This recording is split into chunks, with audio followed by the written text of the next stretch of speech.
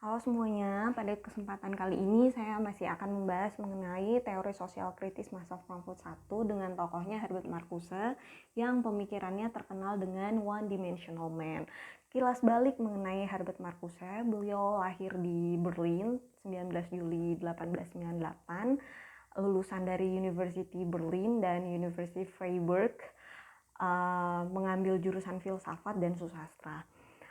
Beliau menamatkan doktoral di bidang susastra di University of Heidelberg. Kemudian setelah meraih doktoral, beliau tidak langsung bergabung di Institut Sosial Kritis Frankfurt, tetapi justru banyak menghabiskan petualangan hidupnya di toko buku. Yang menarik dari Herbert Marcuse ini karena beliau bergabung di Institut Sosial Kritis Frankfurt setelah Heidegger mengeluarkan bukunya. Tapi secara tidak resmi beliau menjadi asisten dari Heidegger, tapi karena perjalanan pemikiran Marcuse ini terlalu kekirian, pemikirannya terlalu kekirian dan sangat menaruh simpati terhadap Marxisme.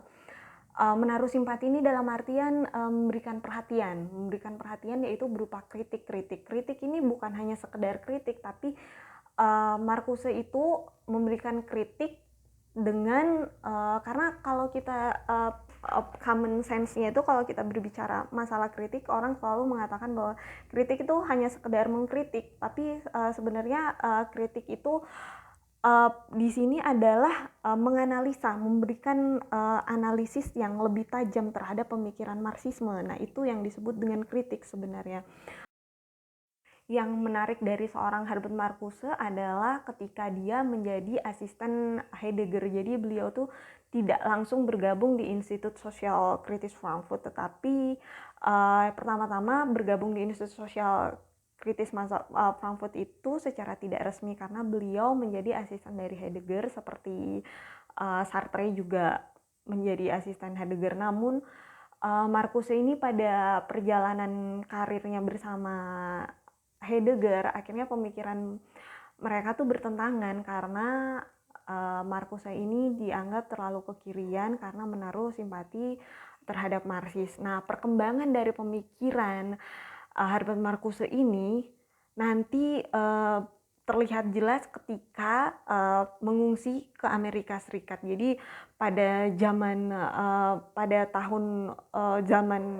Marcuse menjadi asisten Heidegger itu karena Nazisme Jerman, akhirnya Institut Sosial Kritis Frankfurt ini akhirnya berpindah ke Amerika. Jadi semua pemikiran, semua filsuf-filsuf Jerman ini berpindah mengungsi ke Amerika Serikat karena adanya serangan Nazisme di Jerman. Nah, disitulah pemikiran Herbert Marcuse banyak berkembang. Herbert Marcuse yang kita lihat menaruh perhatian terhadap kapitalisme karena perpanjangan dari kritik terhadap Marxisme ortodoks, kemudian melihat bahwasannya pemikiran Marxisme ortodoks yang tadinya seperti yang saya jelaskan pada sesi berikutnya adalah Marxisme yang menaruh perhatian terhadap kapitalisme.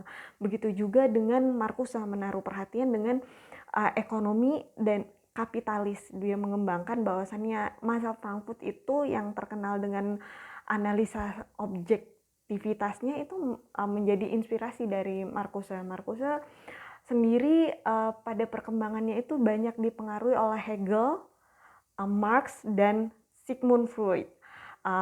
Marcuse ini menaruh perhatian terhadap Hegel, dipengaruhi pemikiran Hegel dengan logika dialektis yang menganalisa realitas dengan sangat tajam. Jadi berangkat dari situ, kemudian dipengaruhi oleh Marx dengan kritik kapitalisme, kemudian dengan Sigmund Freud, yaitu yang menarik dari Sigmund Freud menurut Marcuse karena Sigmund Freud ini tidak hanya seorang psikolog, tetapi dia juga seorang filsuf yang menaruh perhatian terhadap konstruksi manusia. Jadi yang dilihat ini adalah bagaimana hubungan psikologi dengan bagaimana psikologi manusia ini mempengaruhi individu terhadap alam bawah sadar sehingga membentuk kepribadian manusia yang kemudian mengkonstruksi masyarakat. Nah, 3 tokoh penting ini mempengaruhi pemikiran Herbert Marcuse, yakni Hegel, Marx, dan Sigmund Freud. Dari ketiga pemikiran ini kemudian nanti Herbert Marcuse mengembangkan pemikirannya yang berkaitan dengan diskursus teknologi. Diskursus teknologi ini adalah melihat bagaimana kapitalisme bekerja. Ada Herbert Marcuse menjelaskan bahwasannya ada instrumental manipulatif yang bermain di dalamnya. Bagaimana instrumental manipulatif ini menjungkir balikan tatanan karena ada kepentingan-kepentingan di dalamnya. Kepentingan seperti apa yang dibungkus oleh apa, dikemas oleh apa, dikemas oleh imperium bahasa, yaitu propaganda alat-alat kapitalis yang kemudian melahirkan kebutuhan-kebutuhan palsu. Inilah yang dimaksud oleh Herbert Marcuse dengan one dimensional man, yakni ada kebutuhan palsu yang kemudian dibungkus oleh kebutuhan sejati, karena kebutuhan itu ada dua, kebutuhan yang hakiki dan kebutuhan yang palsu. Dari ketiga tokoh ini kemudian Herbert Marcuse mengembangkan pemikirannya yang mengenai diskursus. Diskursus apa? Diskursus teknologi. Marcuse ini melihat bahwasannya melalui teknologi itu tercipta diskursus yang di dalamnya mengandung instrumental manipulatif. Instrumental manipulatif ini yakni menjungkir balikan tatanan. Karena di dalamnya ada kepentingan apa? Kepentingan kapitalisme. Karena dari itu Herbert Marcuse mengembangkan pemikiran kapitalisme dari Marx. Dia melihat bahwasannya melalui media teknologi ada kepentingan di dalamnya, yang kepentingan ini bersifat manipulatif karena dibungkus dengan kepentingan kapitalisme. Ada propaganda alat-alat kapitalisme melalui imperium bahasa. Bahasa ini tidak hanya berupa bahasa verbal, tetapi juga melalui simbol-simbol yang akhirnya menciptakan kebutuhan palsu. Inilah yang disebut oleh Herbert Marcuse sebagai one dimensional man, yaitu kebutuhan palsu. Karena Herbert Marcuse melihat bahwasannya tidak hanya kebutuhan itu tidak hanya bersifat kebutuhan yang hakiki, tetapi ada kebutuhan palsu yang akhirnya membentuk citra. Nah, citra inilah yang menjadi suatu kebenaran dalam masyarakat. Sebagai contoh, melalui teknologi, iklan itu bekerja misalkan mau iklan mobil. Iklan mobil itu menampilkan keluarga bahagia dengan menampilkan mobil mewah, kemudian seorang anak. Jadi kalau mau keluarga bahagia itu harus memiliki mobil mewah. Nah, inilah yang diciptakan. Jadi seolah-olah tuh yang tampil dalam masyarakat itu mengintimidasi. Melalui iklan ini masyarakat bisa diintimidasi. Melalui apa? Masyarakat yang keluarga yang tidak mempunyai mobil tidak digambarkan sebagai keluarga bahagia, tetapi keluarga bahagia adalah mereka yang punya mobil mewah, mobil yang diiklankan di televisi itu, mobil yang diiklankan melalui media. Nah, seperti itu. Kemudian itulah yang dimaksud oleh Herbert Marcuse sebagai one dimensional man. Akhirnya ada satu dimensi manusia yang digambarkan melalui teknologi. Tekne itu ya inilah yang disebut oleh Herbert Marcuse sebagai diskursus teknologi. Tekne itu yang berarti kecakapan atau keterampilan dalam bahasa Latinnya. Nah, dari one dimensional man ini kemudian Herbert Marcuse melihat adalah membentuk masyarakat satu dimensi. Jadi dalam pemikirannya Herbert Marcuse juga melihat dari one dimensional man, kemudian dia menjelaskan ada adanya masyarakat, menciptakan masyarakat satu dimensi. Masyarakat satu dimensi ini adalah suatu masyarakat yang dimana adanya bahasa terbentuk oleh bahasa fungsional. Bahasa fungsional seperti apa? Adanya dialektika yang terbentuk dari iklan tadi. Contohnya seperti yang saya contohkan dari iklan tadi, bahwasannya melalui iklan mobil dia menciptakan satu bahasa. Bahasa apa? Bahasa yang bahwasannya yang bersifat diktator. Diktator seperti apa? Bahwasannya dia membentuk dalam masyarakat bahwasannya kalau mau mempunyai keluarga yang bahagia, kamu harus mempunyai mobil mewah, karena digambarkan melalui media ini, media iklan itu. Dan ini adalah suatu penindasan. Kenapa disebut penindasan ini? Karena adanya kekuasaan yang membentuk status quo. Ya, status quo seperti apa yang tadi saya jelaskan, bahwasanya melalui teknologi itu bisa dibahasakan bahwasannya ada keluarga bahagia dan tidak bahagia. Kalau mau bahagia itu punya mobil, ketika kamu tidak mempunyai mobil ya status quo. Status quo itu tadi, kamu bahkan ada di status sosial bawah kalau tidak mempunyai mobil, dan tidak bahagia ketika tidak punya mobil, tidak bahagia karena keluarga yang bahagia dalam media yang membentuk masyarakat itu adalah keluarga yang punya mobil dan mempunyai anak. Jadi ya ada penindasan di dalam bahasa itu. Nah, dari bahasa fungsional ini kemudian dia memproyeksikan ingatan dan harapan di dalamnya.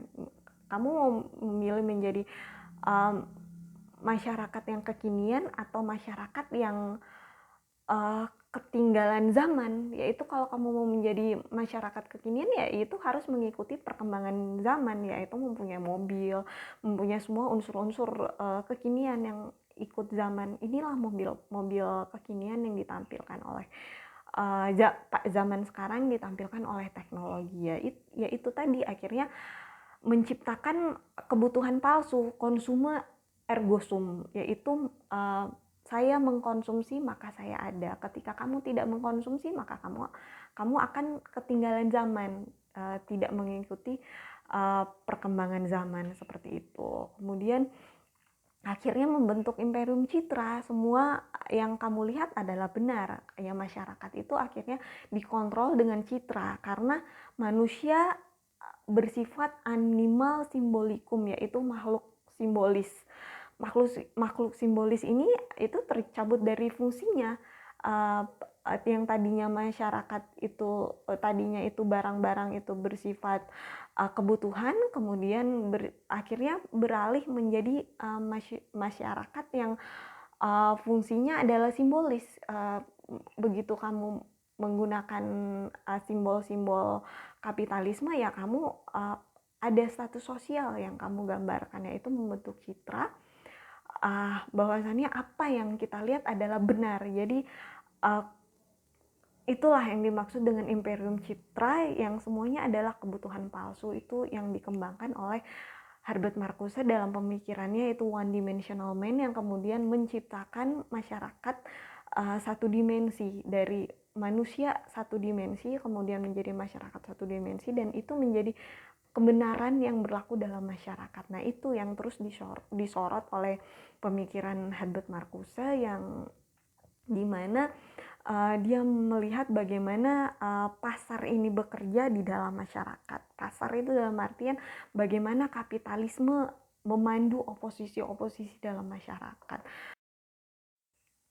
Karena Herbert Marcuse ini adalah seorang pemikir teori sosial kritis, yaitu di mana tujuan dari teori sosial kritis ini adalah menawarkan jalan keluar dari fenomena sosial. Fenomena sosial yang diamati oleh Herbert Marcuse ini adalah diskursus teknologi. Nah, Herbert Marcuse menawarkan jalan keluar, yaitu bagaimana menggugat kemapanan. Jadi ada suatu revolusioner yang dilakukan, bahwasannya ilmu-ilmu sosial, pemikir-pemikir teori sosial kritis itu harus turun ke lapangan dengan merasakan apa yang terjadi di masyarakat. Marcuse memberikan contoh melalui teater. Teater itu bagaimana seseorang bisa merasakan berperan sebagai orang lain. Contohnya ketika seorang peneliti mau melihat fenomena sosial, dia harus turun ke lapangan. Seperti teater, dia harus merasakan bagaimana menjadi masyarakat. Kemudian baru bisa melihat apa yang terjadi dalam masyarakat. Selanjutnya, Herbert Marcuse mengatakan bahwasannya diperlukan estetika kapitalis. Estetika kapitalis ini berfungsi untuk menggugat kemapanan sehingga menciptakan masyarakat yang revolusioner. Masyarakat revolusioner ini dibutuhkan untuk menghadapi era kapitalisme. Contohnya pada teknologi menghadirkan film, yang pada dasarnya film ini diciptakan bukan pada kualitas film, tetapi seberapa banyak orang yang menonton. Kemudian estetika kapitalisme ini tidak mementingkan kualitas karya, tetapi hasil dari karya. Oleh karena itu, pentingnya menggugat kemapanan sehingga dapat mengkritisi mengenai cara kerja produksi dari film ini. Bahwasannya dibutuhkan kualitas dari film yang akan disuguhkan kepada masyarakat, tidak hanya melihat seberapa banyak penonton yang tadinya pada proses produksinya mementingkan seberapa banyak masyarakat yang tertarik oleh film ini, tetapi yang dibutuhkan adalah bagaimana kualitas film sehingga banyaknya masyarakat juga diedukasi oleh film ini, memperoleh edukasi yang baik dari film-film ini, sehingga masyarakat yang mengkonsumsi film-film ini tidak hanya mengkonsumsi sebuah sampah dari film, tetapi justru ada edukasi yang ditawarkan dalam film ini, kualitas dari film. Nah, mungkin itu saja yang dapat saya jelaskan mengenai Herbert Marcuse dalam pemikirannya One Dimensional Man dalam memahami diskursus teknologi. Itu saja, terima kasih. Selanjutnya pada pertemuan berikutnya pada sesi berikutnya kita akan membahas masa Frankfurt II, yaitu dengan satu tokoh, Jürgen Habermas. Terima kasih.